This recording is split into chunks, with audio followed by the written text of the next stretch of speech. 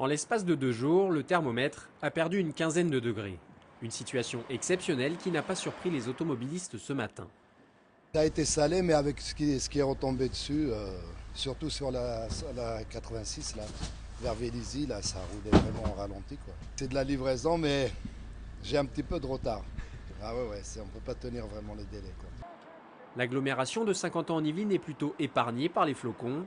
Un salage a été effectué cette nuit dès 4 h du matin, un second préventif à 11 h. Les voies saint-quentinoises sont restées dégagées toute la journée sans que la chaussée soit trop glissante. Mais certains automobilistes avaient anticipé le gel.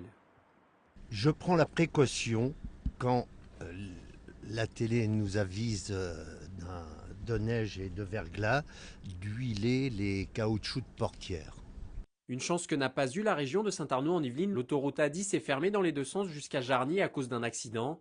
Côté transport, la SNCF conseille aux usagers de ne pas se rendre à Paris ce mardi.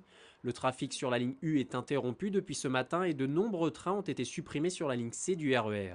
En secours, certains courageux ont préféré prendre le vélo pour se déplacer. Se déplacer, oui, mais donc prudemment, en raison de la neige. Des phénomènes météo répétitifs, depuis le début de l'hiver, les Yvelines ont connu 26 jours de neige contre 15 pour un hiver moyen. Le département a même connu cette année 6 jours consécutifs de poudreuse entre le 18 et le 23 janvier. Ce qui est marquant cette année, ce sont les températures. Ce mardi après-midi, on ne dépassait pas les moins 2 degrés. On pourrait même frôler le record de mars 1971 avec moins 10,5 degrés enregistrés.